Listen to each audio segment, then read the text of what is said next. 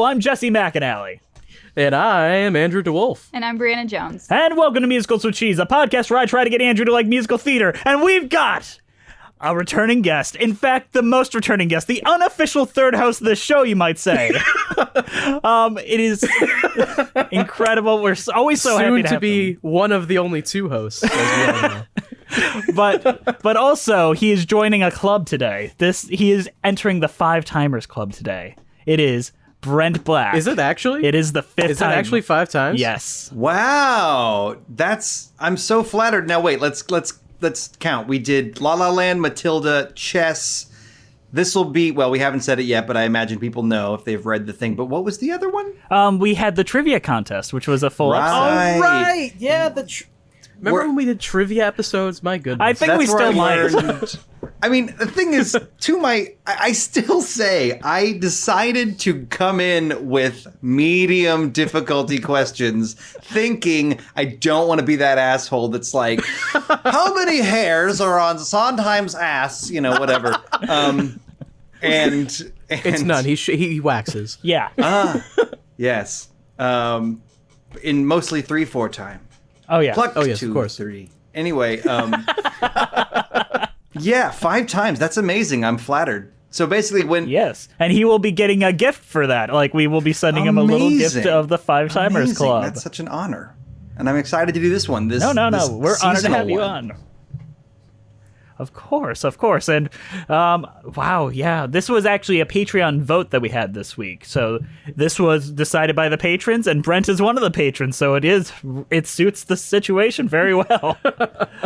So, Brent, what are we talking about this week? We are talking about the Addams Family, the musical. Is that the official name? It's the Addams Family musical, but I'm not sure. Yeah. Something like that. Cue the music, Bree! When you're an Addams, you need to have a little moonlight. When you're an Addams, you need to feel a little chill. You have to see the world in shades of gray. You have to put some poison in your day. That's the way When you're an Addams, you need to have a sense of humor. When you're an Addams, you need to have a taste for death. who cares about the world outside and what it wants from you? When you're an Addams, you do what Addams always do. The Addams Family is a musical comedy with music and lyrics by Andrew Lippa and a book by Marshall Brickman and Rick Elise. Man, who are these people? Like, usually I know the names of the book writers at least, but no. The show is based upon the Addams Family characters created by Charles Addams and his single-panel gag cartoons, which depict a ghoulish American family with an affinity for all things macabre.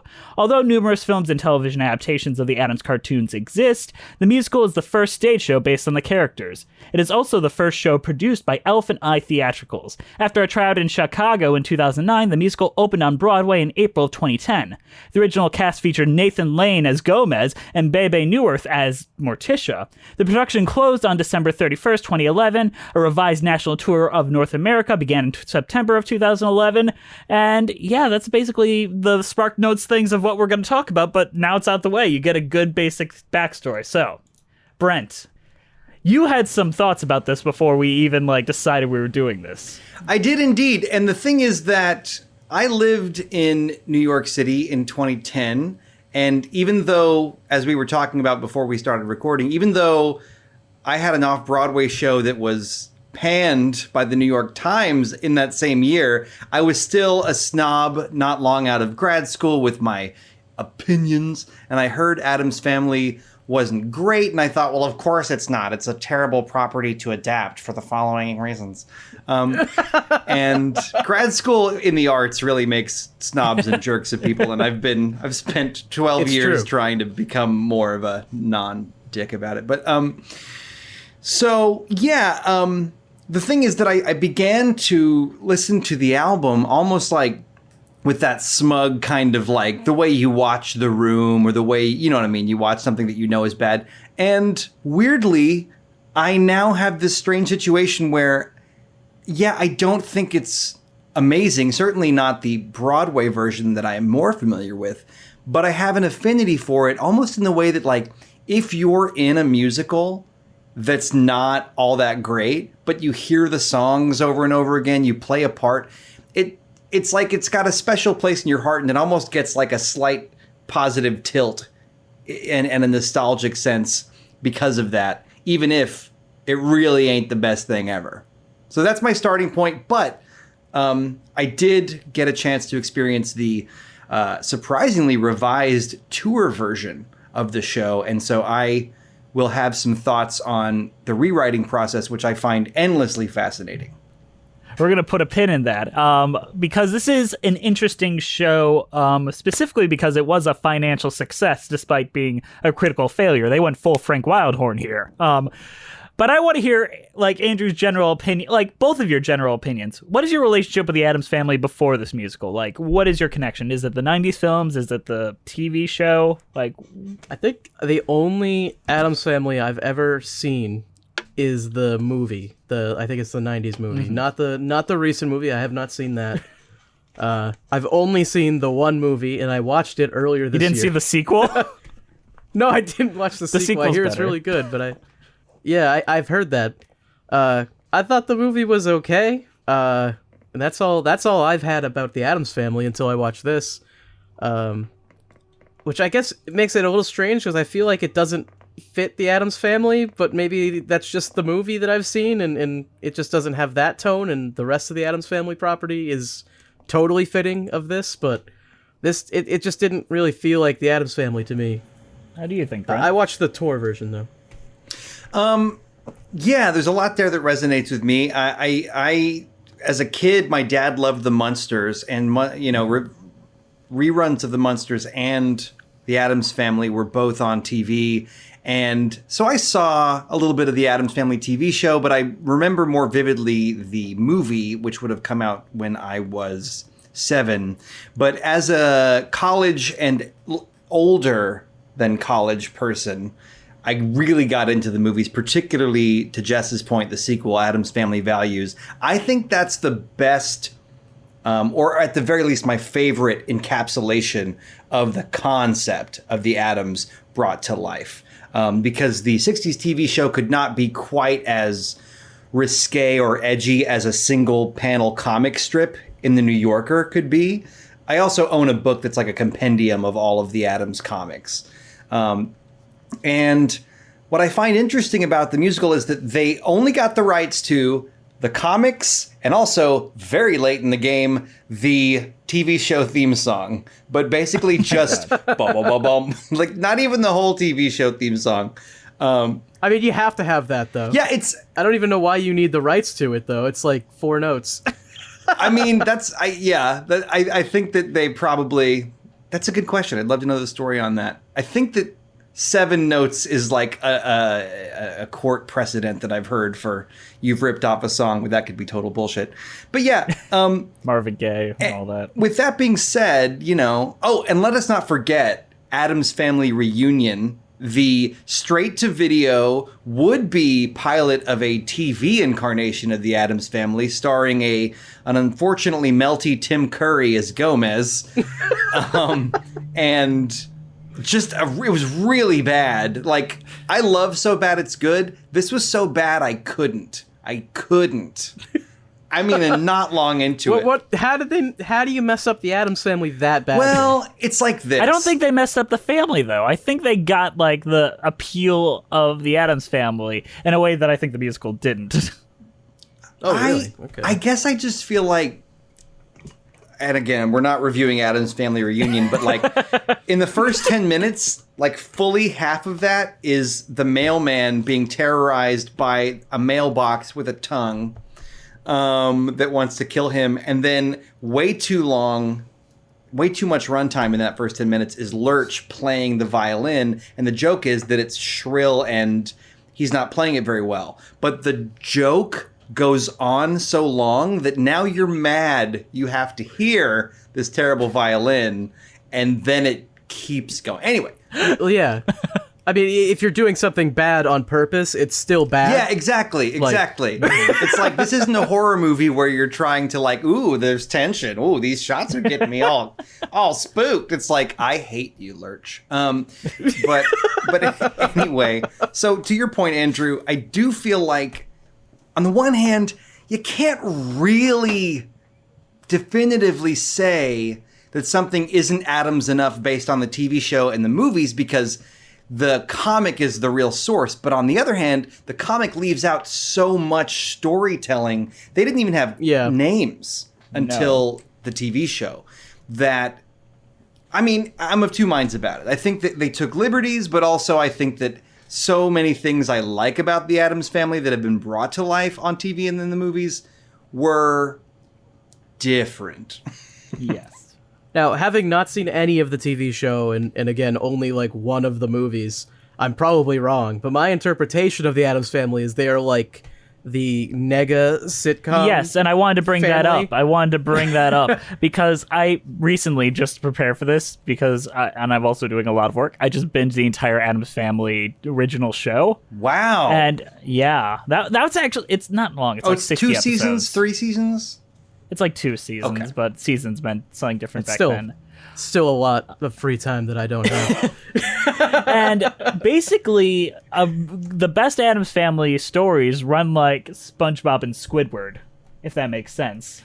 Wow. Educate me, Prof. I love this comparison. Where the Addams Family aren't exactly dumb, but they always think they're helping and people want them around, when we see through the point of view of the average sitcom characters that they're really being tortured. And the joy is these clueless, positive people that just like dark shit are just like, well, isn't that crazy? Yeah. Like a perfect one is the next door neighbors move in and they're just like, what's going on? I don't like this. Like, who are we renting to? We're renting to these crazy people and they won't let us out of their lease. And the Addams are like, man, they're on their honeymoon. We want to help them. We got to send them stuff. So it's like misunderstandings and situational comedy, but macabre leaning. But it's also that the family themselves never like fight with each other. There's no infighting They never, ever. And this whole musical is based on like family infighting, and that's why I feel like it really just doesn't work. Yeah, I think that, like, you know, as Snobby Me in 2010 said, it's really not a great property for a musical because the characters have something of a staticness about them. And in the movies, they really had to have an external plot going on that moved the characters around rather than the characters being the ones that are driving the story, because they're just so content to have their weird little lives of playing with guillotines and having really hot, if apparently very scary or bondage-filled sex, whatever they do. I'm so happy for you, and I'm talking about Gomez and Morticia. I mean, not Fester in the Moon. They're great. Yes. Yeah, well, and we'll get to that. But but you know, yeah, I really have thought so much, especially now watching 2 different versions of this musical, having already known the album.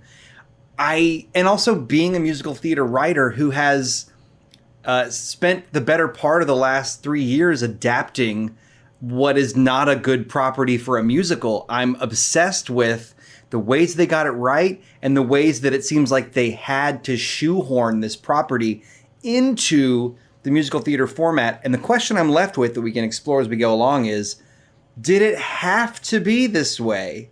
Is there a better Addams musical? Or is this actually, if Doctor Strange went through all the multiverses, about as good as it could be while still being a musical and the Addams Family?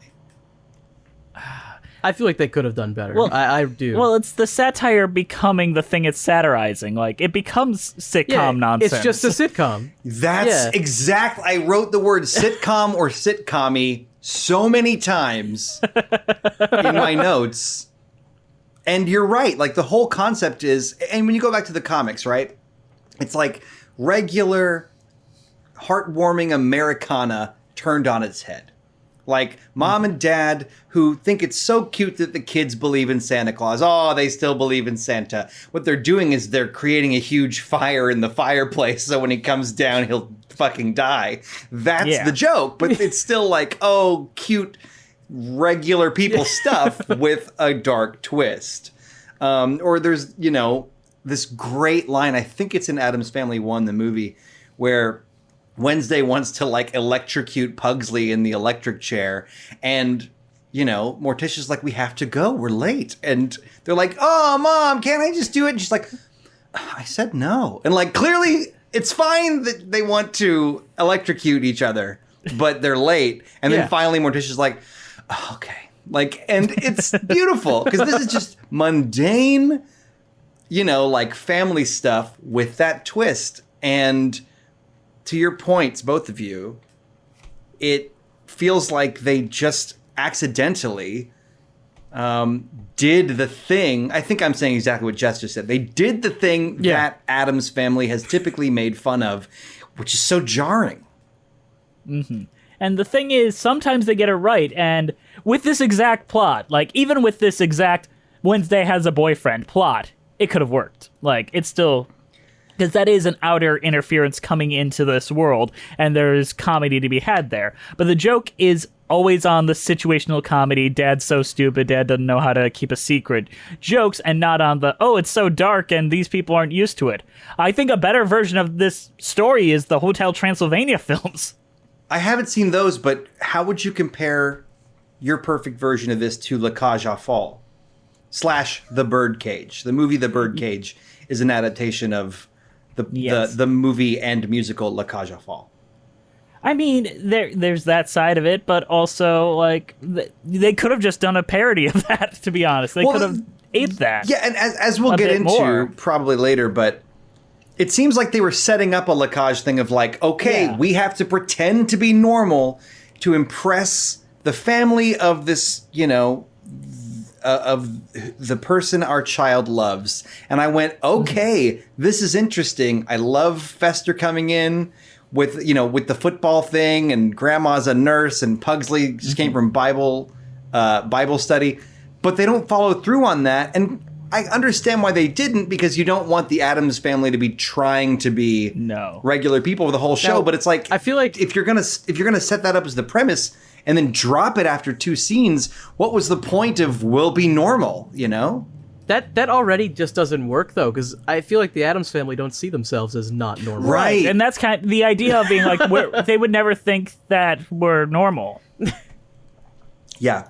Yeah, like, why is, like, Wednesday, like, self-aware of her family in a way that nobody else in the family is? It seems odd. I mean, that I actually can buy. It's incongruous with what we've seen from the Addams Family, but, like, think about when you suddenly realized right before going off to school, oh my God, my family is such a bunch of weirdos and they are so set in their ways, they don't realize. Like, I could actually buy that part of it. It makes me sad for the Wednesday we don't get to see, like the OG Wednesday.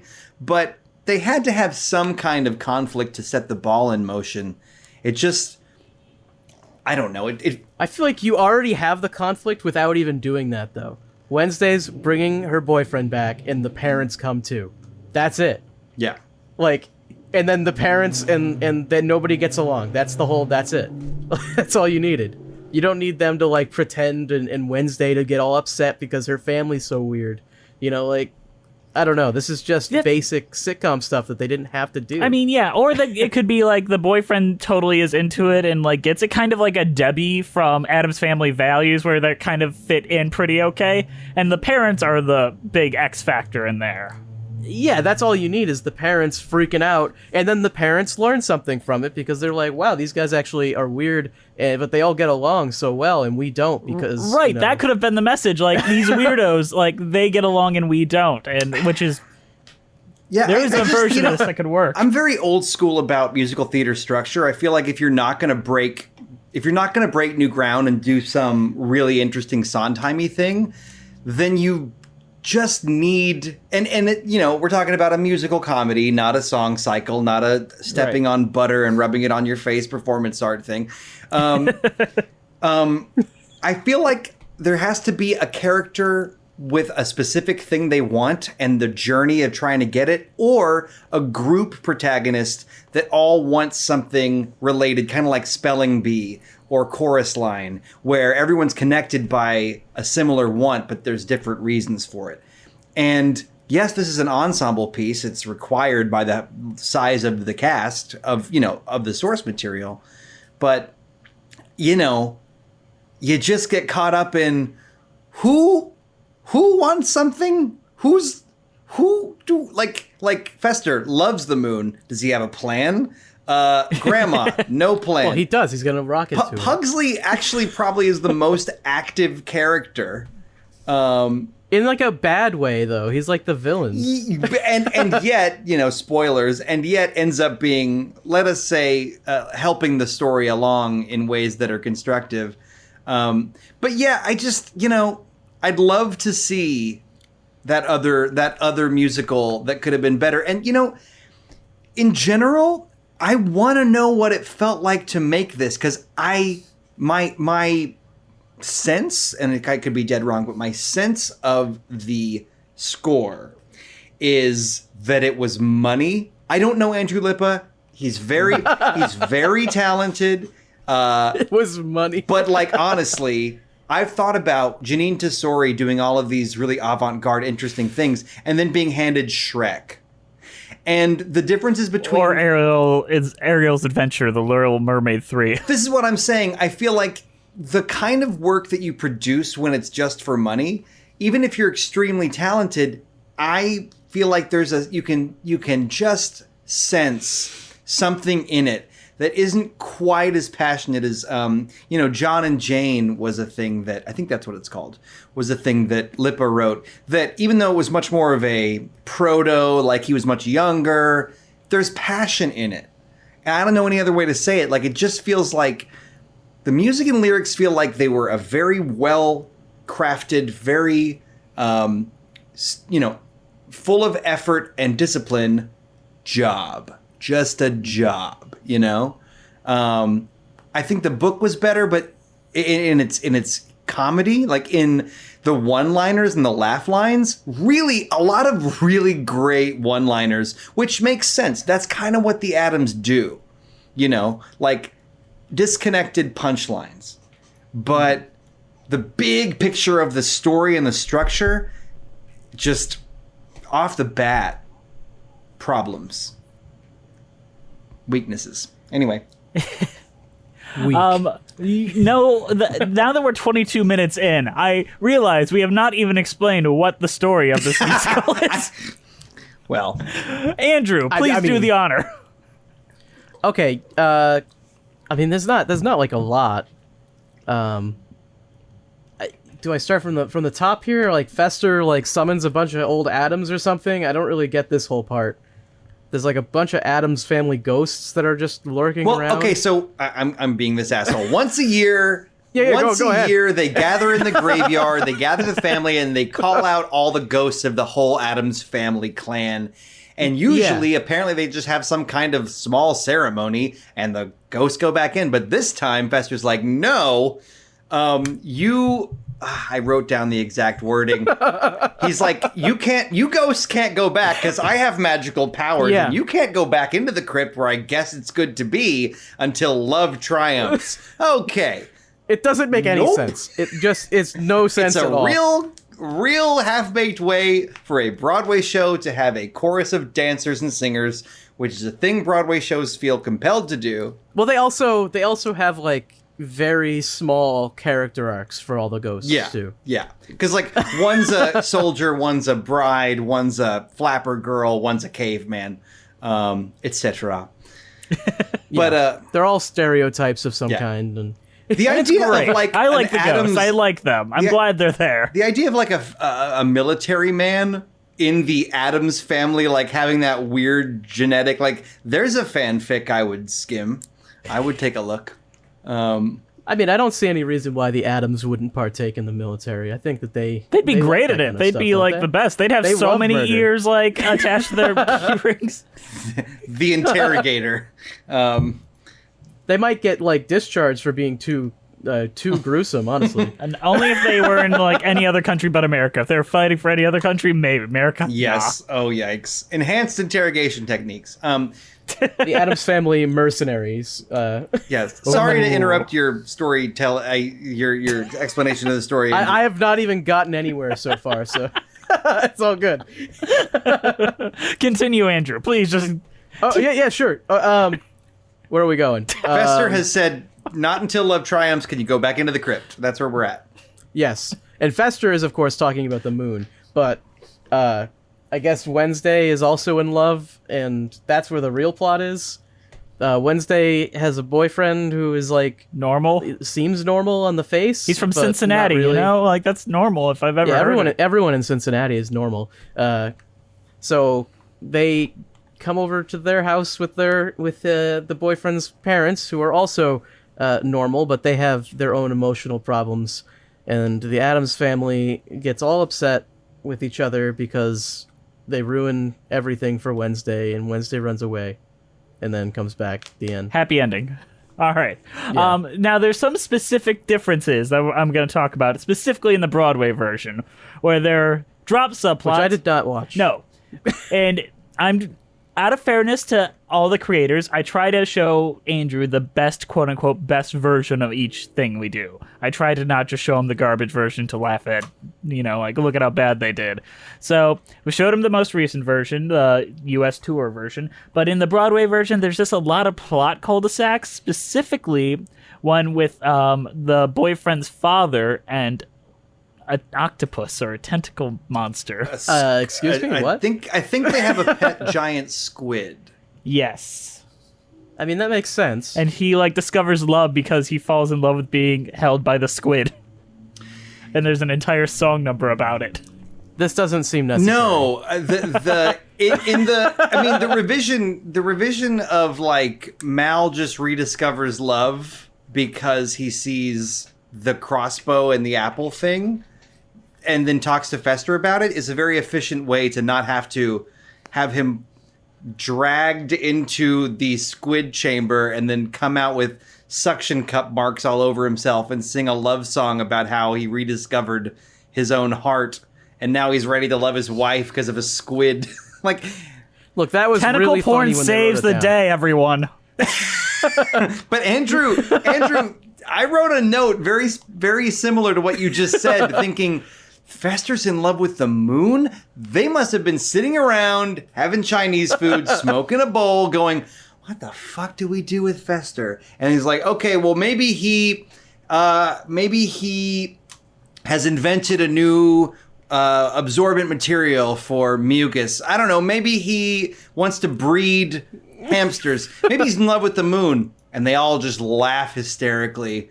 Nachos. That's the funniest thing ever written. Exactly. Well, I can offer a little bit of elaboration here. Please since do. I just recently did the entire binging of the Addams Family. So the way that Fester recharges in that show is going out and moon bathing because he has Addams is in general have a special relationship with the moon. So that's where he recharges because the entire electricity of the Addams house is run out of Fester because when you put a light bulb in his mouth, electricity, he can light up the light bulb. Wait, are you being serious? I'm serious. This is a thing. So that is probably their jumping off point. Like, he has this relationship with the moon. He recharges that way. Well, that's he wants to fuck the moon. Well, and I think what it shows is, and again, the adaptation of a movie into a musical I wrote is nowhere in the league in any measure of the Addams Family, but I do speak from experience when I say you really have to pick and choose which characters actually have an arc and which just have like a 3-part bit, like a thing they do, like a thing they present, a thing they present again, and then a different thing. It's just a slight resolution, the end. But Fester has the whole moon thing. And I guess the arc is he's in love with it. He does a cute charm song with it. Then he flies up to it. Pugsley's whole thing, like they all have arcs. And the way that they gave everyone a little journey is like kind of an admirable, noble effort, but I don't know that every character needed that. I guess Grandma doesn't really have an arc, and it's like, thank God. Be another she used 5 to have minutes. a pointless. She used to have a pointless song in the Broadway version. Let's not talk about anything else but love, which I'm like, why is this here? Oh, and Why then is the this here? reprise, and then the Mal is like, I don't like talking about love, and then Nathan Lane's like, yes, you do, and also chocolate. You must love chocolate. Like, anyway, yeah. Okay, Brent and I might get into a little debate here. Now that we've brought Nathan Lane into this, I think he is a terrible casting choice for Gomez. I think he is a horrible miscast there. Okay, this He works as opposed as to the Douglas policeman in Sills? the Addams Family values, and that's it. As opposed to Douglas Sills? I think he does better, or Douglas Sills does better, because he feels more close to what Gomez is to me, which is charming and like suave, where Nathan Lane is just Nathan Lane, like just doing his usual deliveries. And I don't know what it is, but I'm getting real sick of Nathan Lane kind of doing the same thing every time he's in a stage show. Have you seen his production of Angels in America where he's Roy Cohn? Oh, what is he like? I can see what's happening. Like And literally they don't the entire have a clue. time. It's every These delivery angels is in just America. I can't say the thing I want to say, but go on. what is it? Like No, it's a. I wish I was an octopus. I want to be an octopus. I just feel like any Nathan Lane Angels in America jokes, I just don't want to like go any further than how far I've gone. But your point is that he's still being Nathan Lane in that. Yes, and he's not Gomez, and I feel like with every other Gomez, even Tim Curry, you kind of forget he's Tim Curry and just accept that he's Gomez. Nathan Lane is just like always going to be Max Bialystock delivery wise. This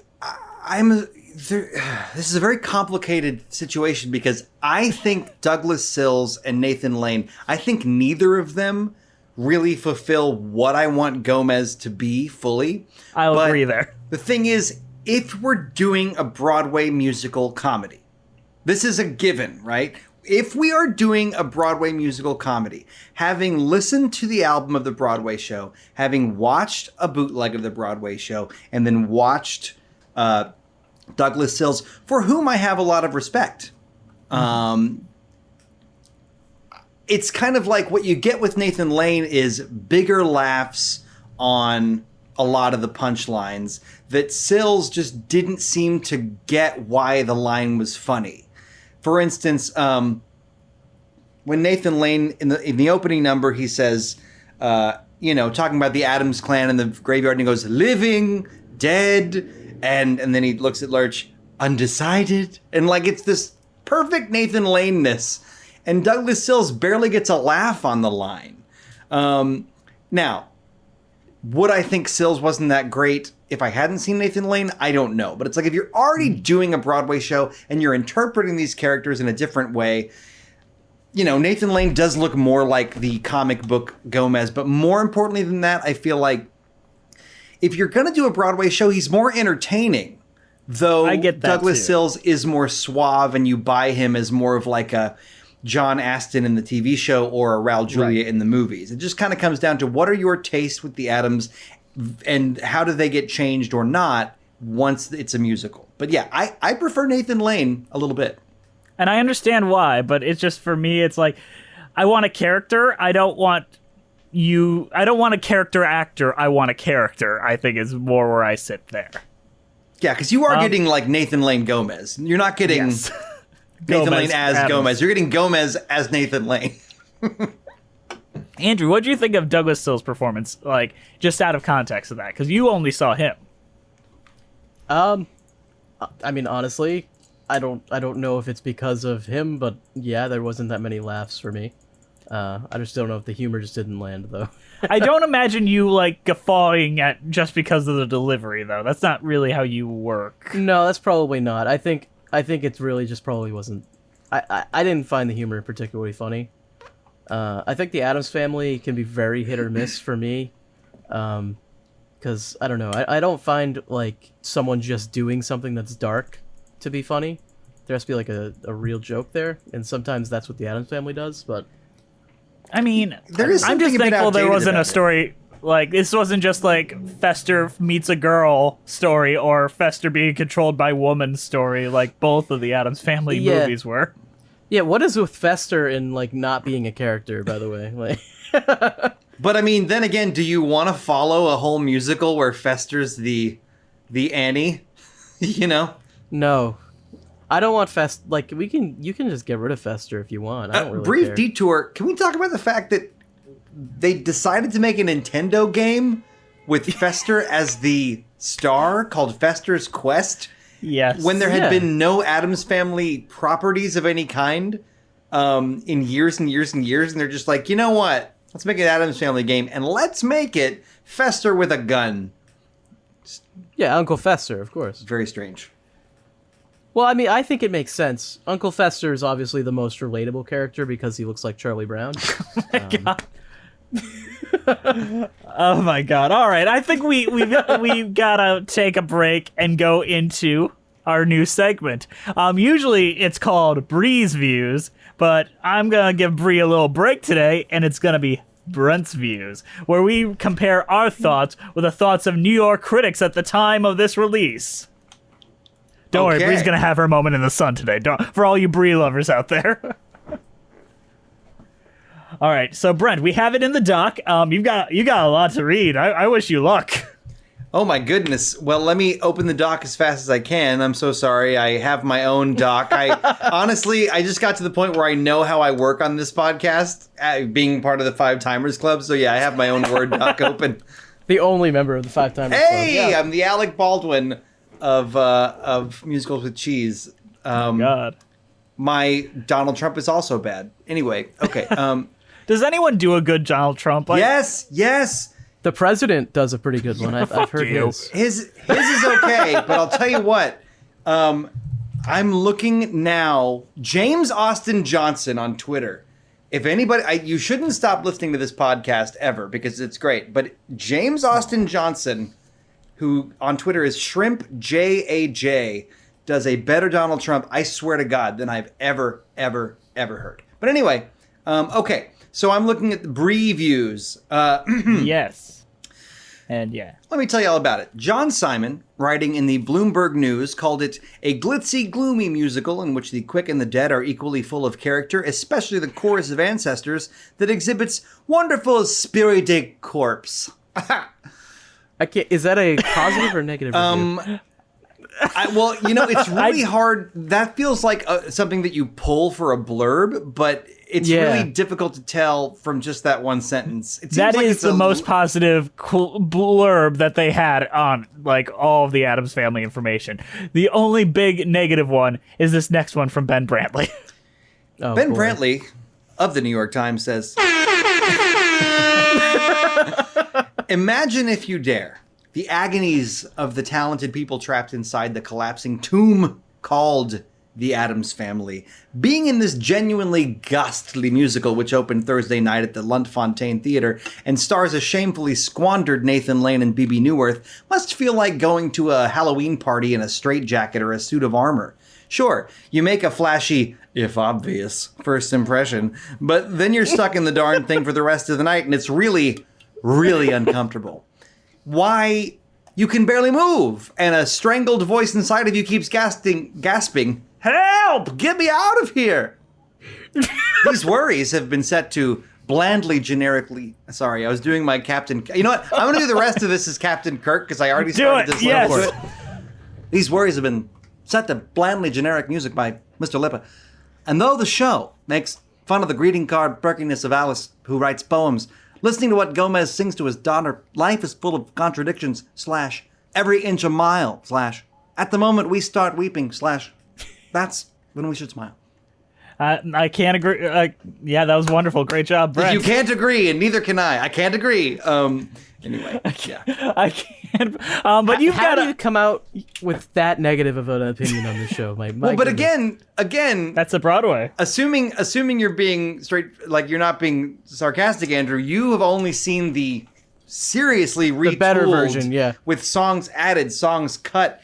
6 minutes shorter, but boy, did they do some work to get that 6 minutes shaved off. Yeah, that's fair. Maybe it was that bad. I don't think it was that bad. As someone that saw the Broadway show, it's nowhere near as bad as Ben Brantley tries to frame it. Well, but I feel the problem is the momentum. Here's the Yes. thing about Ben Brantley and any reviewer. Maybe they're in a good mood. Maybe they just got laid, or maybe they just got broken up with. This is the spectrum. Well, with Ben, I think we know which one it is. It's true. He's always getting broken up with. At least every 2-3 weeks. But, like, you're somewhere between I just had a first kiss and my dog died. And so if a show, you can be fair to any show in any mood, but if a show's already kind of like one of these shows that loses steam and you're just like waiting for it to be over and you're cranky and you're Ben Brantley, well, the knives come out. But, I kind of compare the Broadway version, which again, I knew the album, but I watched the video for this podcast. I watched it in 20-minute chunks. I basically Quibbied it. R.I.P. Quibi. Which Quibi Yes, is gone. yes. Bye-bye. may it die a long death. Yes. or a 10-minute death that can be watched in 2 different angles. But anyway. What the fuck are they going to do with all that media? I know it's like a dumb question, but like that's a lot of media. Like an entire season of Reno 911, a Sam Raimi movie. My first thought was, they'll just sell it off to whoever Netflix, Hulu, Disney Plus, Crackle wants it. But I hear that a lot of those series were passed on by Netflix, Hulu, Crackle. If Crackle's like, nah, we're good, then don't do it. If Crackle didn't want it, you don't do it. But anyway, Back to Addams. but yeah, so we were talking about the Broadway version, and I think it's a matter of momentum, Jess. I think it's the fact that sometimes you get to the point where a scene's not working, but the reason it's not working isn't because it's bad. It's because you have taken the steam out of the show and the momentum, all the air came out of it 2 scenes ago. So now, even though some people in the audience with no taste are still laughing loudly at every joke, the snarky kind of, make me laugh, I paid $300 for this people are like, okay, I'm really starting to think about my grocery list, and did I leave the stove on? And if that point is 45 minutes in to a 2-hour and 15-minute show, you're really in trouble. And so I think that if I had watched the entire Broadway show in one go, I think it would have been like watching a Neil Breen movie where you're like, okay, this is fun because it's bad, but I also don't want to live. Anyway, so That's a good place to be, though. I feel like Neil Breen kind of really captures the spirit of life. I love Neil Breen movies, but again, in chunks. My girlfriend was like, let's watch one for your birthday because this isn't my kind of thing, but I'll do it for you. And we watched an entire one all the way through, and I kind of wanted to turn it off. And I feel like that's the deal with the first Addams, the Broadway incarnation, which wasn't the first. There was a pre-Broadway version, but The Chicago one. it's not that it's just hellishly bad. So much of it for me, maybe you feel this way, Jess, is that you sense that certain actors are wasted, particularly B.B. Newworth's Morticia in the Broadway, because she's very good, but not in that role. And the role didn't really have much for her to do. There's comparing it to the talent of the actors, and then there's comparing it to how this could have been. It didn't have to be this way. This scene didn't have to happen. Why did they do this? Why did they keep this song going? Why are Andrew Lippa's lyrics like this weird combination of that, like sometimes William Finn will write a lyric where you're like, that's the first thing you fucking thought of, you weirdo.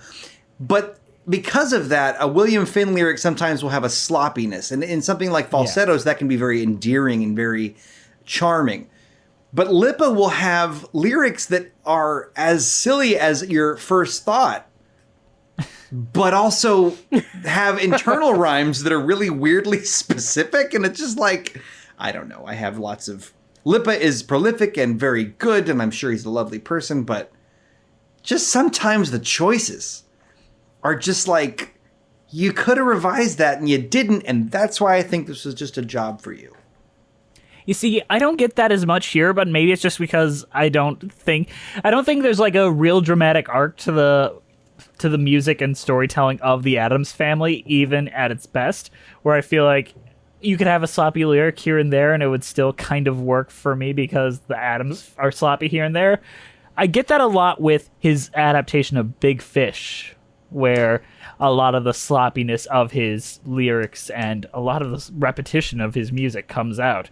So I mean, I know it's not really fair to bring that up here, but I feel like if the lyrics weren't so lazy, it could really help the show a lot, though. Because the Addams Family is based on, like, gags and puns and things like that a lot of times. I just, like, there's certain things that I think are filler that I never like to hear. And to be redundant, cribbing from a video I recently made on YouTube, I almost never like the phrase to the core or down to my core. And when Wednesday says, you have to swear to me, yes, promise to the core. Well, how do you promise to the core? It's just to rhyme. I hate that. Or when she says, you know, a normal house without a mouse to feed a plant or two. Well, that's a very tortured wording of without anyone feeding a mouse to a fucking plant. That's what she means. When she says a normal house without a mouse to feed a plant or two, that's backward talk. That's Yoda Yoda. It's worse than Yoda. And yes, I guess we've seen in the Broadway, we have seen a mouse being fed to a plant. I'm not sure in the off-Broadway, the tour, I'm not sure we've seen that even happen. Mm-hmm. And there's a lot of little things like that I just feel like, and you know, nobody's lyrics are perfect. It's just like, you just went with something that was not quite as specific as what you meant. And the fact that they revised the show so heavily and so retooled it, but you kept some of those choices is curious to me. The thing is, they didn't change many of the songs. They changed their placement and they cut a bunch of songs. I don't remember any brand new, spanking new songs or any intense song edits. I think Trapped was new. Was it? And also Gomez's Gomez's thing where he keeps looking out at the audience and going, "There are two things I would never do." That sequence is new. And that's actually a funny gag. Yes, that's good. That's when the show is still like, you still believe it could be great. Maybe the best. That's like the best gag in the whole thing, possibly. Yes, and the song "Secrets," where Morticia sings to Alice about how I'm forgetting all these songs. Spouses shouldn't have secrets from each other. This grumpy, stern disciplinarian becoming her mother, Morticia. One of the worst parts of both versions is what they did to poor Morticia, who is such a great character, and they just made her this really grumpy, like, stereotypical, I'm the wife and I've got problems with things, and it's like, you... All right, Marge. That's what I'm saying. It's like Addams is the antidote to that. And so to make Morticia that kind of like just nag is such a sad kind of thing. But also Gomez has a what if, which is a little bit of Pugsley's what if. He has a little bit of that before Pugsley does. And let's see. I'm just scrolling through. I think other than that, they cut the song Morticia, which it's too long and it's silly and it's just a sort of to give Nathan Lane a thing to do. But I do love the song and the melody of the Broadway version. The Broadway version song Morticia, which is a first act song. I want to talk very briefly before we get into this mid-show, quote-unquote mid-show. I want to talk about one of the few plot points that they added to the tour production. There's a lot of them, but one of them specifically bothers me because I hate it. I hate it when... So Wednesday asks Gomez, like, hey, I'm going to marry this guy. And he's like, oh, no, that your mother would never allow that. Well, don't tell her. And he's like, well, now I got to keep a secret. And it just becomes like keeping a secret from Morticia. And I don't believe any version of Gomez would ever keep a secret from Morticia ever.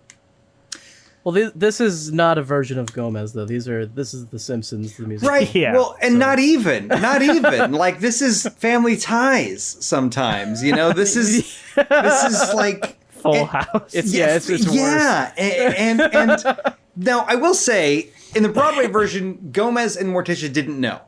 And so it Right. gives Gomez a conflict. And honestly, if this weren't the Addams Family, the idea of the dad being like, oh, I don't know what to do, is an interesting place for him to be for a moment. But Morticia's whole thing with, we don't keep secrets from each other, and any one secret that I don't know is a marriage ender. It's like, this is all so predictable, and it makes Morticia such a total drag.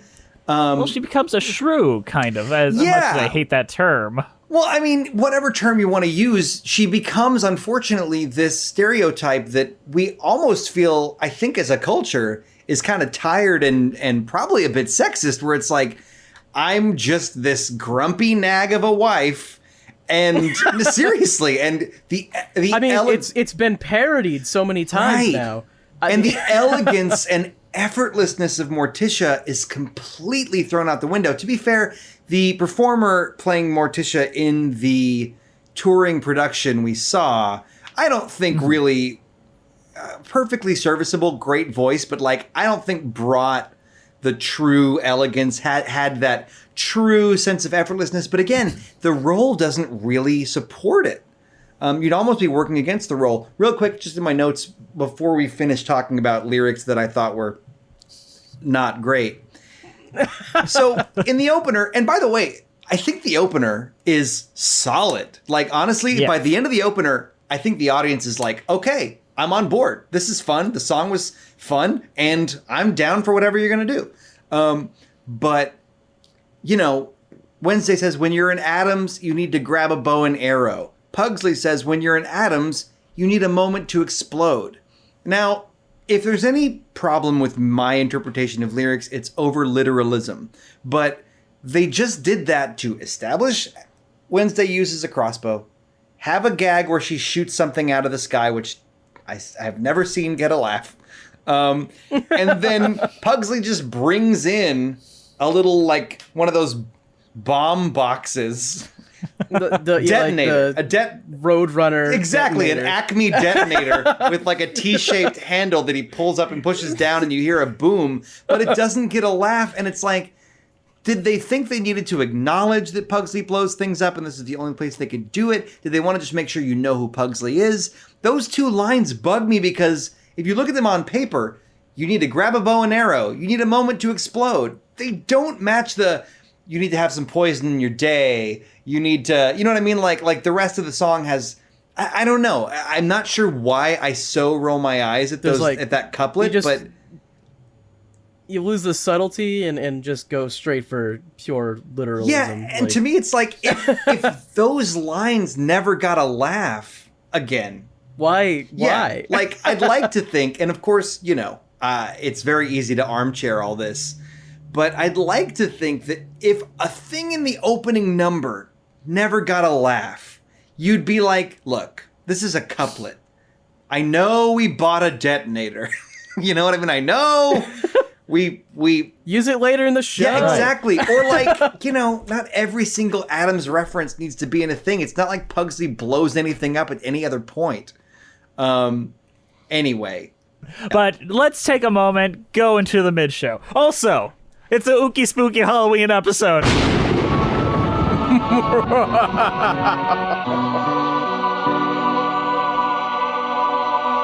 I've literally, like, one time it was right up to the cheese rating when I did that. All right, let's go to a mid-show. Enjoy these commercials.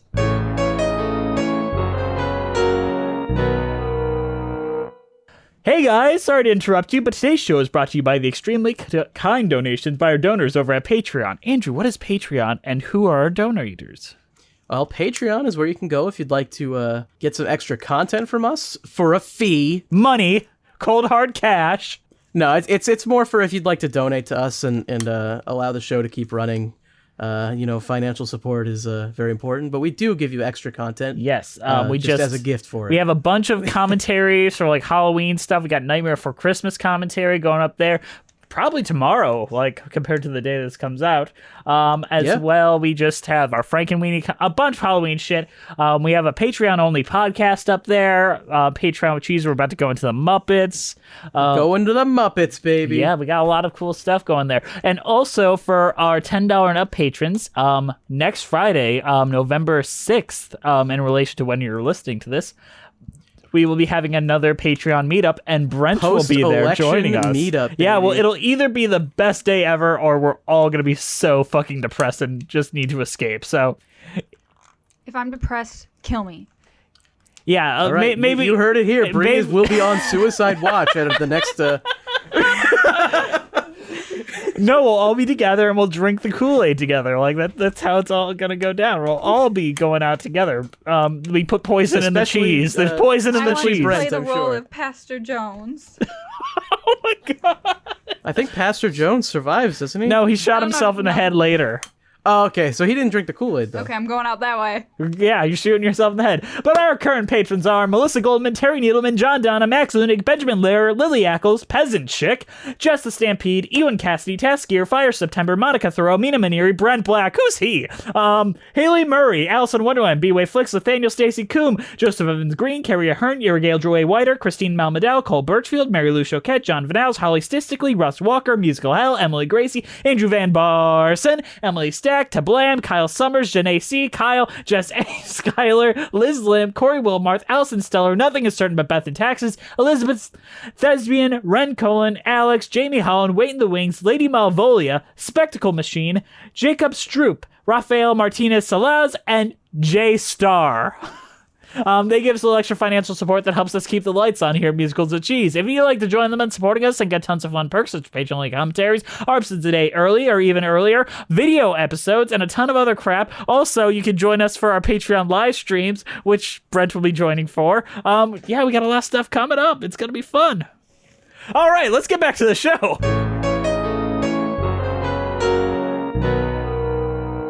We already talked a bit about it when you're at Addams. Do we have any more to say about that, or should we just jump off that one? You smell blood. When you're in Addams. You need to grab a bow and arrow. When you're in Addams. You need a moment to explode. Just pour a potion Flip the switch and wait till things get hot. When you're in Addams, you have to really stir the pot. So keep your sunshine and keep your glee. Country music in Tennessee. Keep your laughter and MTV. And all will be alright. Give us shadows and give us gloom. Broken glass in a motel room. Something fun we can all assume and give it all tonight. And on this special night beneath our family tree, we summoned our beloved ancestors. Once torn asunder, down 6 feet under, we get together here. Dead for forever, fled from whatever. They did cut a little bit between Broadway and the tour. I think it was smart because as much as it's a pretty good opener, it goes on a bit long, especially with the introduction of all the ghosts and then all the different dances, the twist, the bunny hop. And of course, that's all leading up to the joke rigor mortis, which is a good gag. But it's like they just had a couple of lines they didn't need, so there were some smart cuts there. But, you know, honestly, I think it's, as much as I think the show has problems, I think it's a really solid opener. I think The opener doesn't have any of the issues that the rest of the show has. Is the opener, you're just getting right into it, and they're introducing what the Addams are. Yeah, there's no conflict in it, so it's just presenting jokes and fun, and you see the, like, I think Ben Brantley even mentions in his review, the curtain comes up, you see the Addams, the chorus is like, oh, and it's like, you go, oh my God, they're real, look at them, they're right there. That's exciting. We haven't gotten into the, you're totally right. Like, we just get to enjoy the idea of the Addams for 4 or 5 minutes before we, you know, hear them talk. And I also want to talk very, very, very briefly about how the revisions change who the protagonist, quote unquote, of the show is. just a Really? tiny bit in song placement form. Because in this one, with Trapped for Gomez, that makes him the one with the I Want song early on, and originally in that place was Pulled, which makes Wednesday the protagonist, quote unquote, with the I Want song in the basic goal. Which makes more sense. I think either one is flawed because they don't follow through on either one as the protagonist in either version. But I do feel like Gomez, I don't know. I honestly, I shouldn't say that there's a character that is ideal to be our protagonist, because even though there's Fester. protagonists, there's also the notion of the narrator. Fester ends up being kind of the narrator, which is not a protagonist, but it's its own, But I just feel like we know that Wednesday is in love. What does she want? I guess she wants to get married, but then she doesn't, but then she does, but then she doesn't. I don't know. I think that the way that they've let us into Gomez's heart and mind in the tour version is better and makes him a little bit more central to the conflict. I agree with that as well, but I don't think either works. Because originally, like in the Traps place, there was or Where Did We Go Wrong with Morticia and Gomez. Not good. Which is just like, I feel like they're just trying to harken back to the producers of Where Did We Go Right? Yeah, it was the jokes in Where Did We Go Wrong are Addamsy, but like, for instance, in Where Did We Go Wrong, there's a line where Gomez says, "Are we good parents?" And the idea is like, haha, what he means is, are we bad parents? Like, but it just doesn't land. I think actually Trapped it's a really nice, tight little comedy song, but unlike the best comedy songs, it goes from really funny to less funny as it goes along. Like, it comes out with that, like, someone on the moderate, like a moderate, what is it? Like the moderate right wing, I'm trapped. That's funny. Like the New York DMV, I'm trapped. That's funny. And then like, to me, a good comedy song, especially one that's repetitive and it's tight, gets funnier as you go along, and it gets plottier and more thinky-feely. You gotta save the good jokes for the end. Exactly. Honestly, You lead if in. you just rewrote it to the point where the Republican right wing and the New York DMV and those kinds of jokes were later on in the thing, Right. I think it wouldn't be a very different song. It would just be better. Funnier. That said, he really painted himself into a corner with, there's just not a lot of things that rhyme with apt. And he proved that by reusing some, and anyway, whatever, it's fine. When your hook has a very specific rhyme, sometimes you don't have many options. Are we past Pulled? Because I had thoughts. No, we're about to talk about Pulled. Great. And Pulled, I would argue, is tied with When You're at Adams, the most iconic and long-standing song in this show. When you say long-standing, you mean like memorable or iconic? Memorable, reused, and iconic, so to say. It is the one that all the young girls have now co-opted into their songbooks. And Okay, are now gotcha. sung at like all the 54 and below performances. It had a life outside of this show that is stronger than the life inside the show. It's one of my favorite tunes in the show, like in terms of the album tunes. Droopy faces, unicorns with dancing mice, sunrise in wide open spaces, Disney World, I'll go there twice. Butterflies and picnic lunches, bunches of chrysanthemums, lollipops and pillow fights and Christmas Eve, sugar plums, string quartets and Gia pets and afternoon banana splits, angels watching as I sleep and Liberace's greatest hits. Have gone evolved in a new direction. If they keep insisting, I'll stop resisting. Just watch me go in a new direction. I should stay in the dark, not obey every spark. But the boy has a bite better far than his bark. And you bet I'll bite too. Do what's truly devil. As I pulled in a new direction.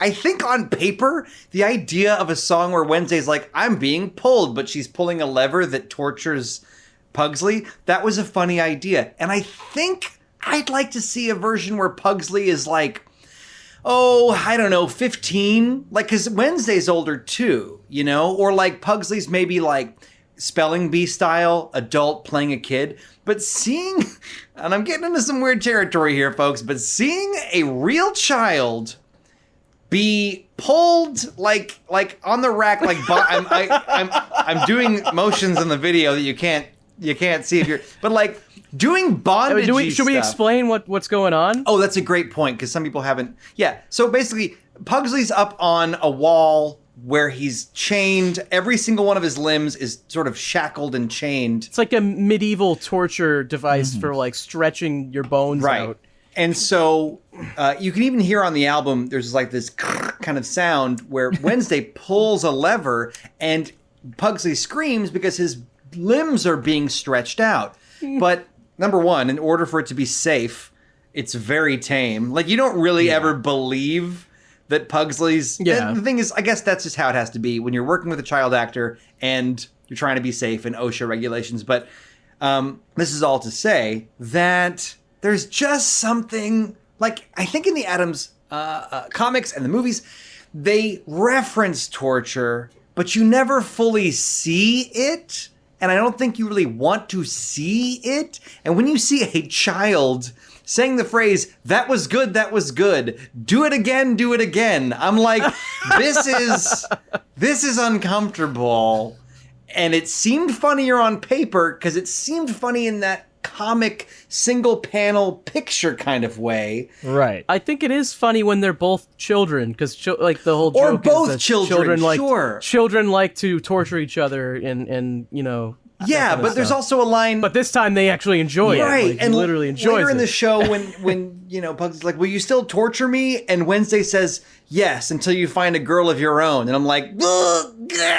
Like there's just these. That's a different context. Right. There's these things that just feel like unfortunate. And look, I this is possibly just my dirty mind, but it feels like it's adjacent to some kind of weird, creepy stuff. In a show where we also have kind of a joke that I'll talk about later that flirts with sex trafficking. Like, we're just getting on the edge of things. And this was written... Did Epstein write this That's show? what I'm saying. Like, this stuff Epstein was an Addams. The writing period of this was probably as far back as 13 years ago. It was a different time. But anyway, okay, so there's that. I've made my point about that. But also a lyric I really don't like is... so Wednesday is listing the things she's suddenly into. I get it. Birdies and bunnies and whatever. But she's like, unicorns and dancing mice, Disney World, I'll go there twice. I'll go there twice. Why does it bug me? It just feels like he went fucking, I don't know. I'll go there twice. Great, fine. But it's like, I don't know. It just feels like filler. And yeah, it's a catchy song. Mm-hmm. But I just try not to think too much about the vaguely incestuous torture relationship and also Disney World, I'll go there twice. Equally offensive, both of those. My God. Yeah. Brent, to your credit, the UK tour does have an adult actor as Pugsley, about the same age as... I think that's good. Yeah. Because again, you want to be able to laugh at it, but when it's a little kid who doesn't really understand what enjoying torture would be like in the first place, and just doing, you know... If you watch it, you'll see what I'm saying. It just, there's an awkwardness to it that feels like the idea of this was funnier than the physical reality that can be safely presented in a touring musical. Another thing, like an idea that popped in my head as you were talking, I think it's specifically the fact that his arms and legs are being spread, and that is like something in sexual things that we see quite often. If it was an electric chair and it just literally like went off, and like a kid could mind that a little more, and or what if it was like the actual medieval ones where they pull your arms straight up and your legs straight down instead of being pulled like sideways. Right. Well, and that's the problem is like they'd have to rig up something where only his head was actually his head and the body was fake, which could be really funny. If they made it cartoonish where the limbs were like Stretch Armstrong, that's funny. But something about stretching, again, I know this is like strange territory, but having the kid be like, I'm screaming in pain, but I also like it. Having an actual, like, probably 8 to 10-year-old act that out, not really probably getting it, just makes me, as a former child actor, be like, you know, there was a better way. I wonder what that child actor is doing right now. Well, it's 9 years later, so probably Incest dead. porn. Moving on. Let's talk about One Normal Night. One normal night. To be polite, to do the least you can. One normal eve. Can you achieve a kind of common man? You have to swear to me, yes, promise to the core. It's almost 6 o'clock, they're almost at the door. On all the Addams ancestors who've ever walked a right. One normal night.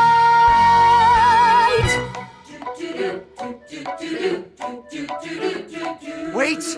This is where I first saw her! Wednesday with a crossbow, and she looked like Diana the Huntress. Who? He's just expressing himself, dear. Expressing is the poet's art. Just simply say what's in your heart. Lucas, your mother's rhyming again. I say we take a rain check and go back to the hotel. No! One normal night, no, not one poem, not one inspiring word. One normal scene, complete routine. Tonight can't be absurd.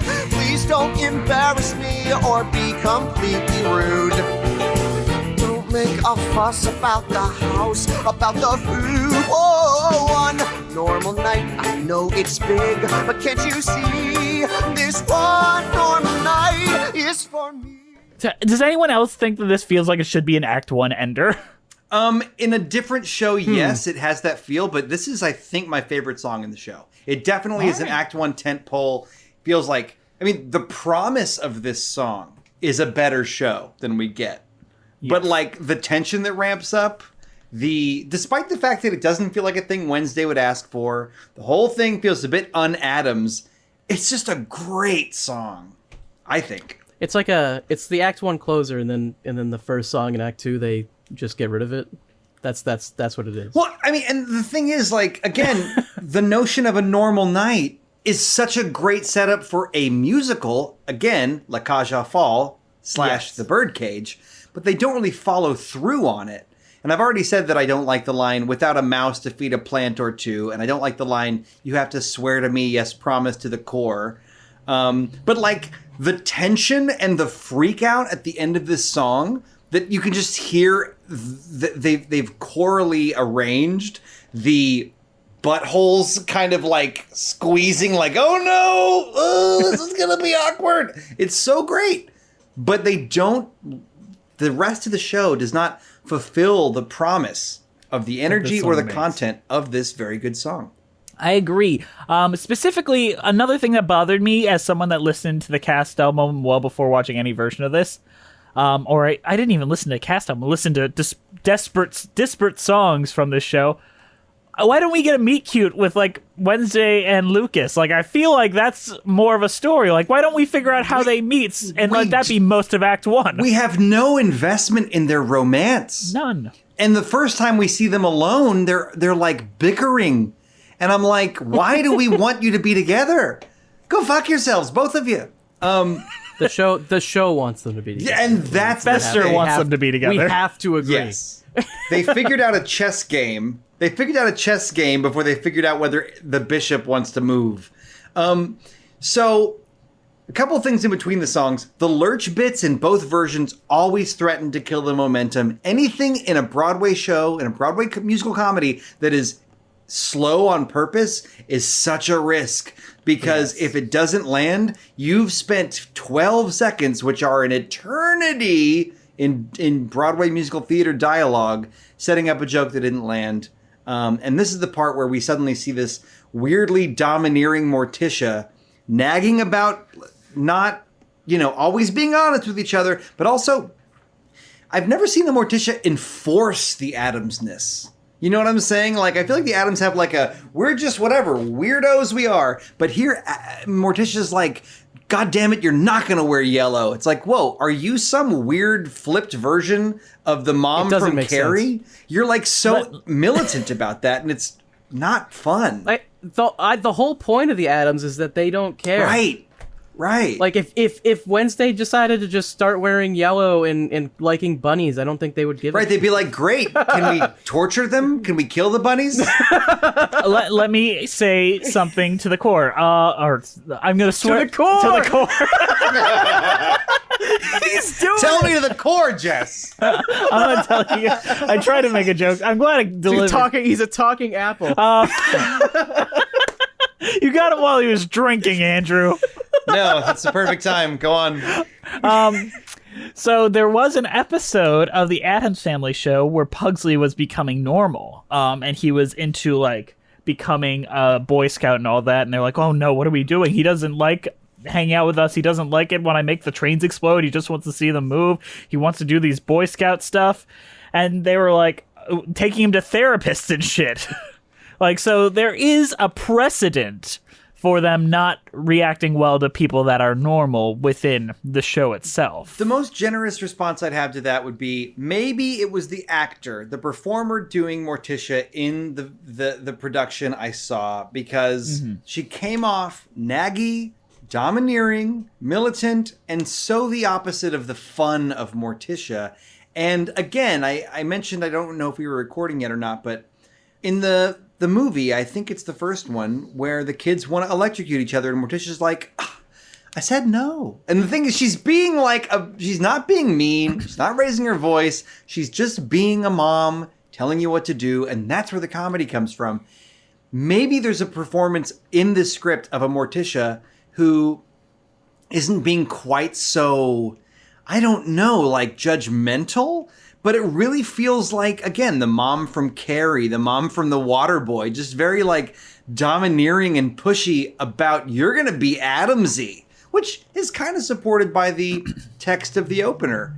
When you're an Addams, you do what Addams do or die. Like, yeah, I guess I get that, but I don't like that take. They got the like weird conversion therapy plot going on here. I mean, this is the thing. It feels like you will do this or else. And to your point, Jess, seems like they've explored that in the TV show.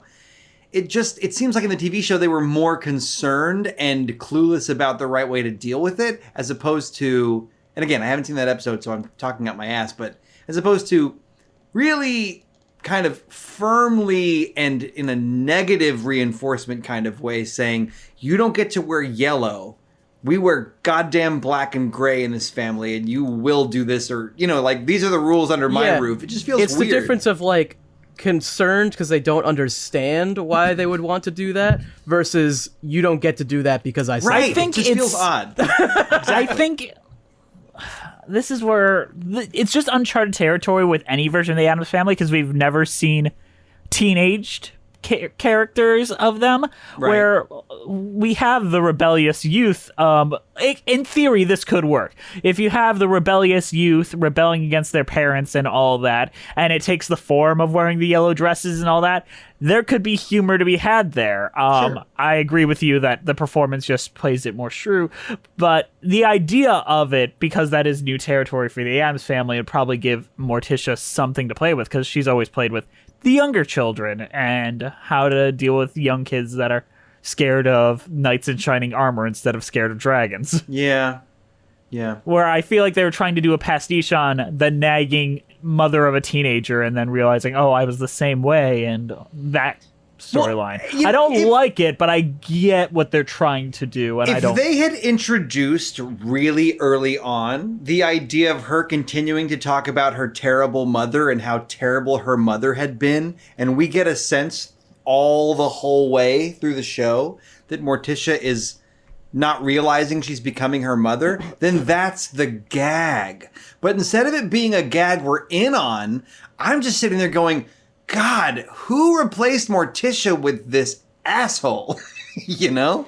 But then again, a lot of mothers of teenage girls do come off as assholes sometimes. Sure, but none of them are this very weirdly ethereal, dark character constantly. I mean, I don't know. You're not wrong. I just feel like Jess, it's supposed to be an Addams Family I musical. agree. What the fuck? But I'm saying there's nothing wrong with trying a new thing and failing. I get what they were trying to you do. Failed. You failed. All right, we got to keep going on. We Yeah. spent like 25 minutes on One Normal Night. Yes. Full disclosure, parts 1 and 2. What the fuck is happening in this song? I don't get it. Andrew's mad. He's getting stir crazy here. Why are they yelling into a cup? What the fuck is happening? Full disclosure, it's a game that we play. Let your darkest secrets give you away. Face your demons and then happily say, I'm playing full disclosure with all these crazy happy people. Full disclosure, it's a hell of a thing. Once a favorite of the late Deng Xiaoping. Doesn't matter if you're right or left wing. He loves this full disclosure. Disclosure, full disclosure, full disclosure. Disclosure, full disclosure, full disclosure. Oh, let's hear from Fester, the chalice. I am in love. Fester! You're probably thinking, what could a fat, bald person of no specific sexuality know about love? But I, too, am in love. Fester loves. Oh, Fester, who is it? The moon. Full disclosure. I think this song actually is a clever way for everybody to have their like confession booth, like when you're watching a reality show and it cuts away to people going, I was scared, or whatever. Like, and the fact that they set it up with, you know, giving it a name that was actually, it was actually this other exotic name, but really what it means is full disclosure. I think it's great. It's a great way to catch. I mean, it's silly and it's lazy, but it's very efficient as far as a way to figure out where the characters are. I will say, there's this one line that they kept, again, these lines, where Gomez points out that the chalice is die-cast. Like die-cast metal, like a Hot Wheels car. It's like one grandpa in the back row chuckles, but why? Fix it, make it funnier. Anyway, whatever. So it makes you feel like when Lippa finished his draft and then finished, you know what I mean? Like didn't want to. Anyway, whatever. I think Full Disclosure is fun. I think that I was sure they'd cut Fester being in love with the moon from the tour version, but whatever. I love that Grandma gets... That's important. I love that Grandma gets a little time to do her bit and then say, I peed. That was fun. But... wasn't very funny, in my opinion. But to be fair, Andrew hates bodily humor. Jackie Hoffman in the Broadway version was significantly funnier as Grandmama than the woman in the touring version. And, you know, you don't want to write a role that requires a really funny actor. You want the dialogue to... Right. Just to be simply good. But if you've ever seen a high school production of a classic play that's written perfectly, you know perfect text does not mean a perfect performance, especially when you're on tour every night. But, you know, I liked Grandma's part. I think that, you know, the problem of adapting the Addams, like I said earlier, is there's so many characters to worry about. If you could cut Fester and Pugsley, it would be a much tighter show, but you can't because that would be straight up like disrespectful to the source material. People would be like, "Where the fuck's I was going to suggest something even worse, to be honest. What? And I was thinking about bringing it up, but fuck it, I'll do it. Yeah, I'll do it. This would have been sacrilege, and people would have burned it down. And maybe I would have been one of them. But what if they pulled like a Hotel Transylvania or Mamma Mia 2 and they killed Morticia? And the thing is, Gomez is trying to be a single father without his wife and dealing with Wednesday growing up and all that. And Morticia could just be like a sexy ghost. Yes. I mean, or she could just be away for a week. I mean, so Mr. Mom, the Addams Family meets Mr. Mom, the Broadway musical. I mean, I don't know that a talented, well-written version of that could be any worse than this. Well, that would actually give like some dramatic stakes to Gomez losing Wednesday and her getting older, which seems to be something they're trying to apply here. Like when it gets to happy, sad in Act 2, I feel like that would hit harder if it's like, yeah, you're the one girl I had left and you're leaving. and it's sad and all that, but whatever. I mean, honestly, I feel like yeah, that could it be could have interesting. worked. But again, like, it kind of comes down to, again, this is part of why it's such a tricky property to adapt, because the Addams are not characters you think of as being emotionally resonant. Like Raul Julia's Gomez, part of why he was so great is because you sort of felt his emotions. He was passionate when he got upset about about Fester not remembering things. It was real. You bought it. But it wasn't the kind of vulnerability that would lead to breaking into song. I don't feel like these characters really inherently have that. So to tack that on requires a lot of weird warping and manipulation. And, the idea of dead Morticia, Gomez, single father, that's really interesting. But I think would take it even further from what we think of as the Addams family and make it suddenly fulfill the attempt at emotional resonance and vulnerability that this show does, particularly in Act 2. These things don't really agree. So it sounds like what you're saying, Jess, is that would make a lot of the songs in the show make more sense, but they're the ones that don't make sense when you're trying to make an Addams Family musical. Yes. What I'm saying is you probably shouldn't have made an Addams Family musical, and if you were to do it, do it as a series of vignettes. Do it as a series of vignettes and maybe a plot around them. You mean like a You're a Good Man, Charlie Brown kind of thing? Yeah, that could have worked. Also partially written by Andrew Lippa. I played Schroeder in high school. Well, were you the only one that knew how to play piano? Actually, it was bullshit because I was like losing my hair at the time and I was willing to shave my head to be Charlie Brown, but I was in academic decathlon. And so because we had too much stuff to do outside of school, I couldn't be the lead. So I had to be fucking Schroeder, but it turned out okay. Great story, Grandpa. Anyway. He probably went to a school that had money for the arts and stuff. At that time, yes. So full disclosure, like, it's fun or whatever. It's like an elongated sketch. It could probably be cut down.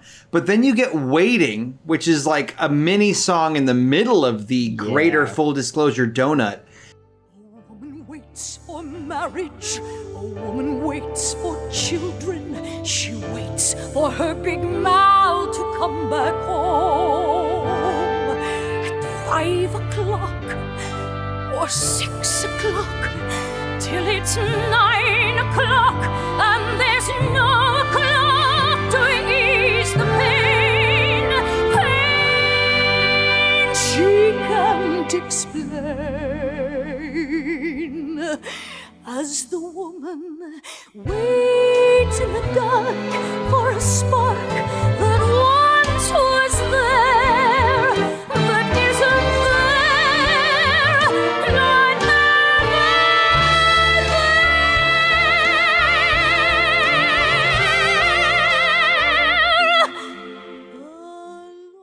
I think it's a uniquely weird but kind of great song moment. I think any performer who really pulls it off deserves some serious applause, but I would be willing to bet this song was originally written specifically for Carolee Carmello, who originated the role of Alice. She's a longtime associate of Andrew Lippa. It feels like the star moment that was written to lure her into playing this kind of, let's be real, kind of tertiary role. But it's fun, it's interesting, and like her whole like now I'm being my real self is interesting. And so it's fun, but then, we do the whole in the tour version, we do the whole like Morticia realizes Gomez had one secret from her for 18 whole hours. And so that's all fucked forever. Marriage over. It is literally about their daughter marrying someone. I get that she'd be a little ticked about it, but marriage over, like, second act breakup of romantic comedy levels? No. This is the whole thing, is like, it's so frustrating that the boy loses girl of Gomez and Morticia is he was between a rock and a hard place. He's unable to say, look, my daughter told me to keep a secret. I didn't know what to do, so I kept a secret for 17 and a half hours. I'm so sorry that you now wanted to be, anyway, it's so silly and contrived. Absurdity. Yeah, and not the good kind. In a show that should have all kinds of great absurdity, it's not good absurdity. So that's Act 1.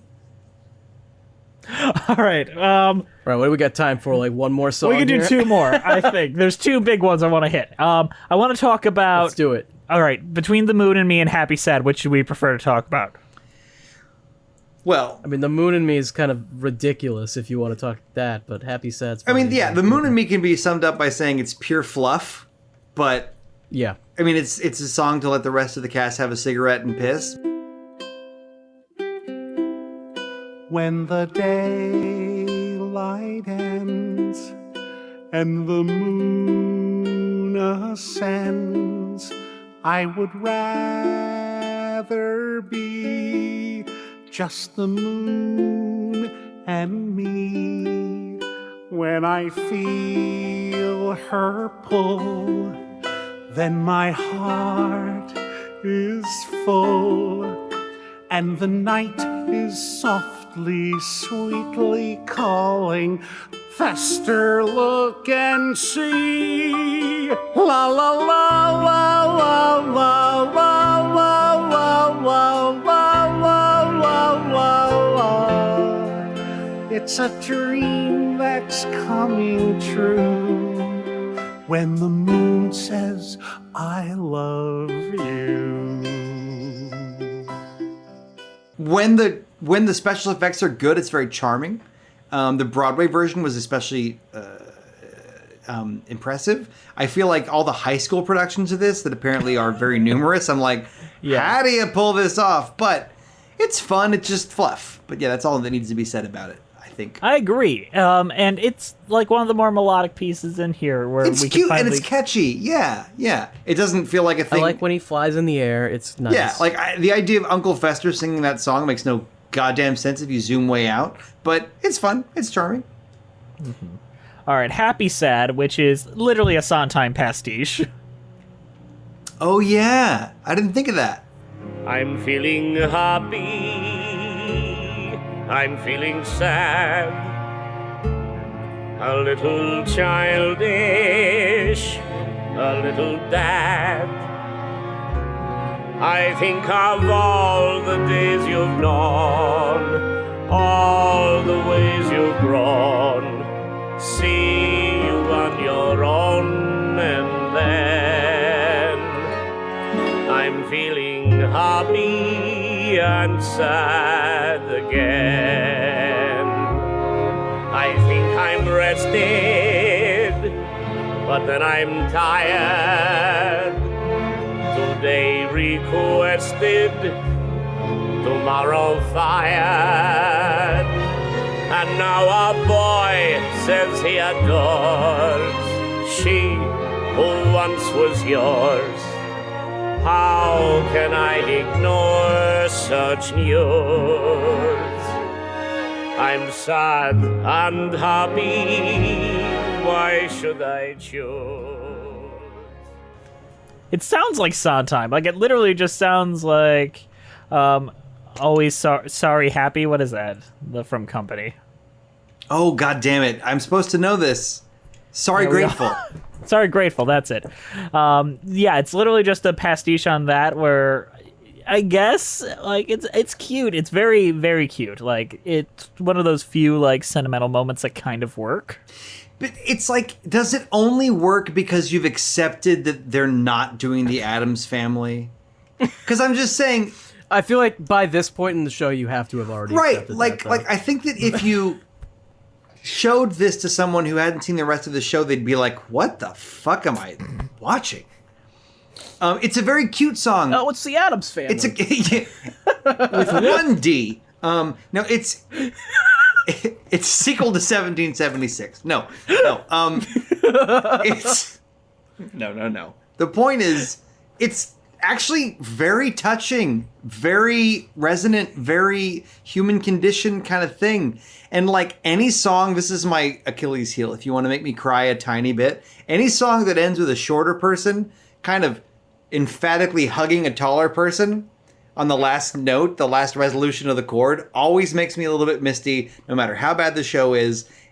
But in the greater context of an Addams Family musical, I mean, really, the second act is this combination of making sure the stars all get their one more number, whether they're good or not, and wrapping stuff up.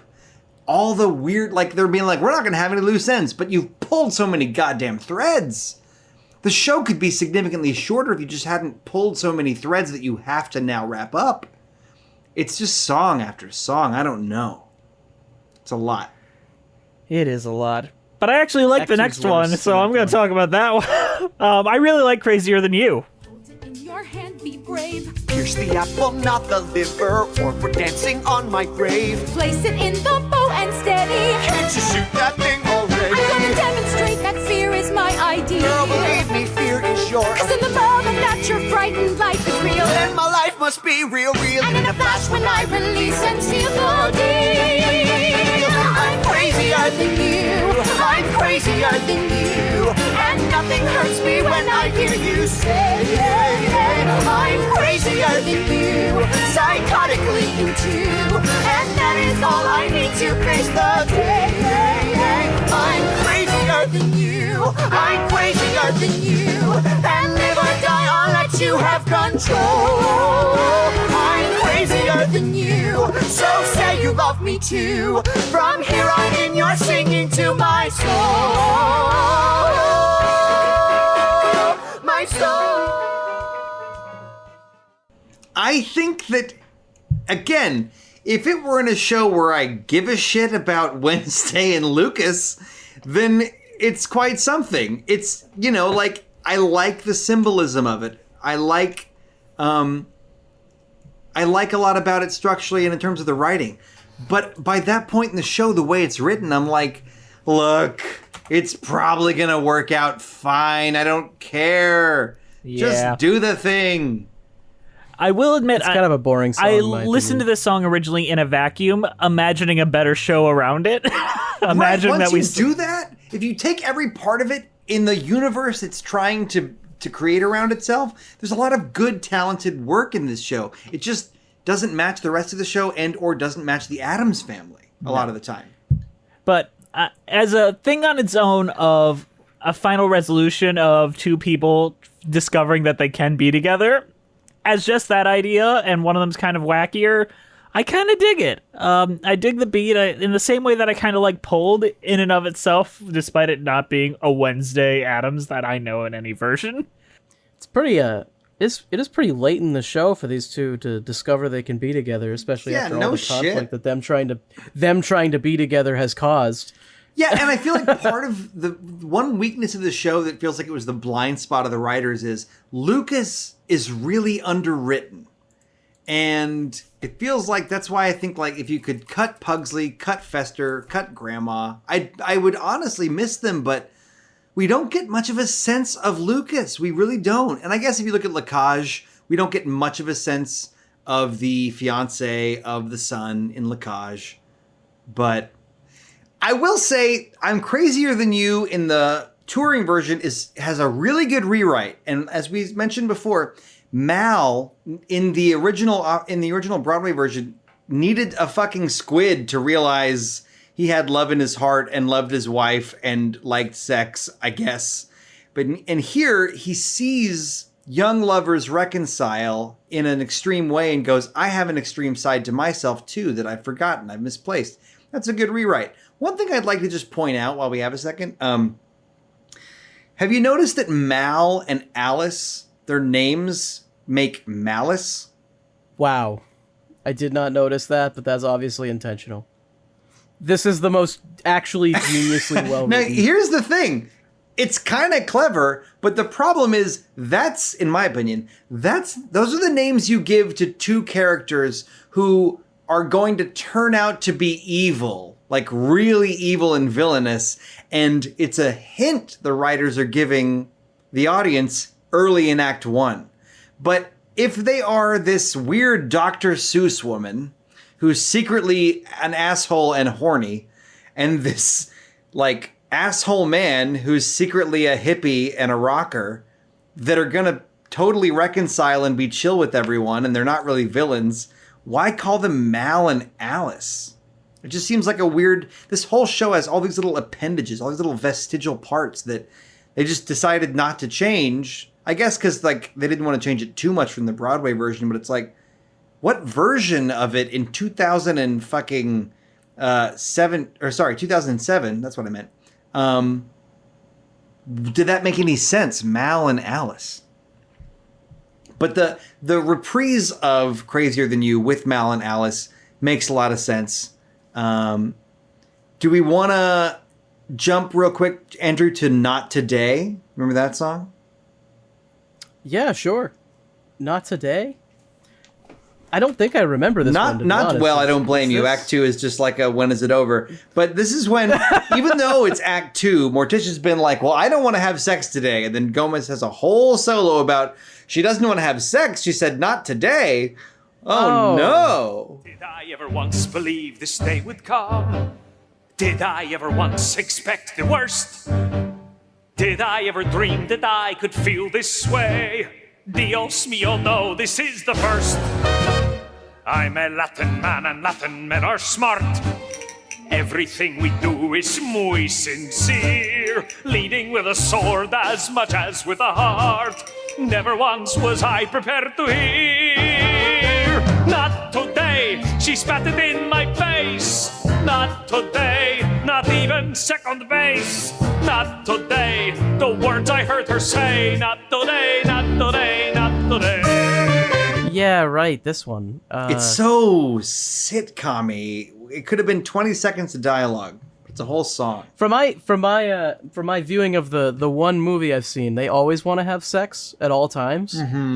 So I'm not really sure what the heck this is about. I mean, the idea is that, well, you know, Morticia's like, you lied to me, and I have never seen Paris, and all these things that feel very non-Morticia to me. But if I take them at face value, she's upset at Gomez, and she says, I don't want to have sex with you today, which I don't know about anybody else, but to me, that's a thing that happens sometimes. And I know they're the Addams, but his whole song, which I think, don't quote me on this, but I think was written much earlier and was retransplanted into Act 2. But I just don't think we need to dramatize Gomez's emotional reaction to being turned down for sex by his wife of 20 years. I don't know that we need 3 minutes of song for that. Oh yeah, I'm sure this has never happened before, Gomez. Right. And if it hasn't, like, that's, I don't know. Whatever. It's impressive. I mean, yes. But also, like, anyway. So now we go to Live Before We Die, which is Gomez trying to get Morticia back. She's going to move. She's going to go to Paris. She's going to get a taxi and leave. Well, I mean, he kept a secret for, like, almost an entire day. Like, yeah, she should move to Paris. How dare he? How dare he keep a secret not knowing what to do? Let's live before we die. Let's laugh before we cry. Let's hold each other tight and dance.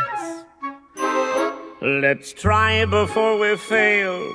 Let's fly before we bail. Let's keep things black and white and dance.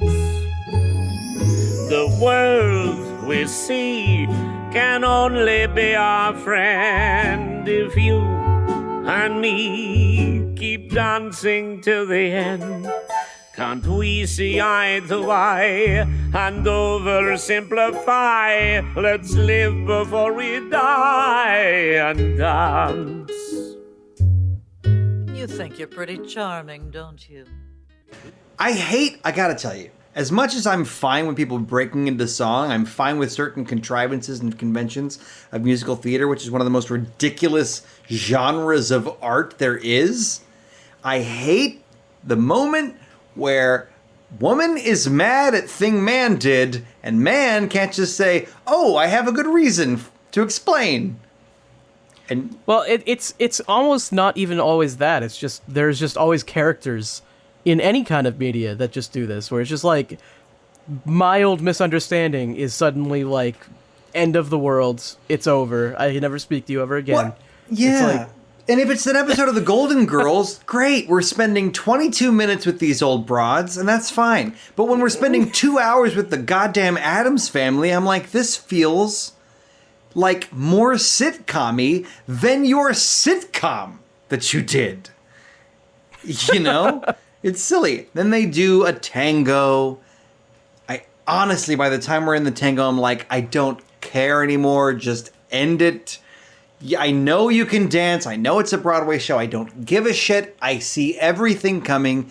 And I'm not one of those people that goes like, I saw it coming. Like, I like to be surprised. I like to go on the ride. But, so just to jump to the finale, I think it's a weirdly good finale, even though it doesn't follow any of the rules. It's very plodding. It's slow. It's like takes its time. It's actually structurally kind of rambly.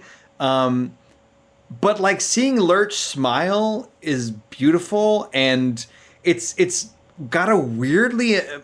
I think the finale actually weirdly combines the Addamsness and this non-Addamsy show they've both done in this kind of peppermint swirl that is pretty good. Move toward the darkness. Welcome the unknown. Face your blackest demons. Find your bleakest bone. Lose your inhibitions. Love what once was vile. Move toward the darkness and smile. Move toward the darkness. Don't avoid despair. Say at our weakest, can we learn what's there? When you face your nightmares, then you'll know what's real. Move toward the darkness. Maybe what they should do is release a new version of the show, and they'll do the opening number, and then the ending, and then everyone goes home afterwards. I don't hate it. Yeah, let's do it. I vote for this. I fully endorse it. Let's try it at That's once. from something, and You're doing videos on it, Brent. fully You'll figure endorse it out. I tried it once. Is it? Oh, that's Nightmare Before Christmas, aka Lyrics Don't Matter, Yes. the musical. And people are going up here. Like, people Yes, have to but be here's attacking the you for thing. that, right? They just have to be. Look, I'm a snob about lyrics, and I know that my taste doesn't actually apply to most lyrics the average person even experiences, but I still have these opinions, and that's just it. My problem when you make a YouTube video criticizing lyrics is the people that will go... It's kind of like if you're debating someone and they go all the way to, well, how do we really know anything? It's like, oh, you've really retreated to a place. And so... Yeah, it's just... You're talking about lyrics, and then they're just like, well, really, if I'm just a brain in a vat, I mean, That's lyrics... Precisely, Andrew, precisely. If you go to the hard solipsism of lyrics, I cannot follow you. So they'll be like, well, maybe Danny Elfman meant for them to be bad in a meta way. And I'm like, I just don't believe Disney hands you $33 million adjusted for inflation, and you go, you know what would be funny? To write bad lyrics because it's meta. You know, I don't think so. Or they'll be like, do songs even need to rhyme? And I'm like, I'm sure there's a dissertation out there about this, but in English, in a musical, like, kind of, yeah. Unless you're going to do a musical that's about things not rhyming, or a song about things not rhyming, great. Anyway, we're talking about my YouTube series. I'm trying to get back to Addams. Move toward the darkness. You know, it's a serviceable finale. It just has no razzle dazzle in a very strange way, but it's very Addamsy. It's like this beautiful, emotional dirge, and I mean, it's probably in my top 5 songs in the show. I agree. All right, you want to get to the closing thought and cheese rating? Oh hell yeah! Before everything else falls apart on my audio end, we gotta finish this up before Brent, Jess literally as our guest, you go first. dies. Yeah, before I die of COVID-19, Brent, what is your overall thoughts on the Addams Family musical and your cheese it rating? isn't the best property to adapt to the musical, and they have to manipulate the Addams characters to shoehorn them into a musical theater story, especially Morticia. But like, it is not an untalented show. There are moments that I really enjoy and come back to, and some of the one-liners in the book, particularly. Well, actually, no, they're both good. Both versions have one-liners in the book that are just really good. My favorite joke in the show is, "My mother? I thought she was your mother." That, to me, is, honestly, especially when Nathan Lane said it, but we'll leave that alone. The cheese rating, I would say that this show is a combination of something old, but also with a new twist. Just like the old world craftsmanship blended with modern technology that produces the award-winning Addams Reserve cheddar cheese, which is real as fuck. I looked it up. It's appropriate. It's well thought out. That's what my cheese rating is. Motherfuckers. Good. Juliet Antonio, keeper of the cheese. Give him a thumbs up emoji right next to that. Like that's great. Andrew, your turn. Overall thoughts on your cheese rating. I honestly, I was kind of bored by this one. It just wasn't very strong. The whole like lame family breakup plot just sucks and doesn't feel like an Addams Family plot, and it just, especially when you get to Act 2, it just does not end, and it just keeps boring you in new and exciting ways.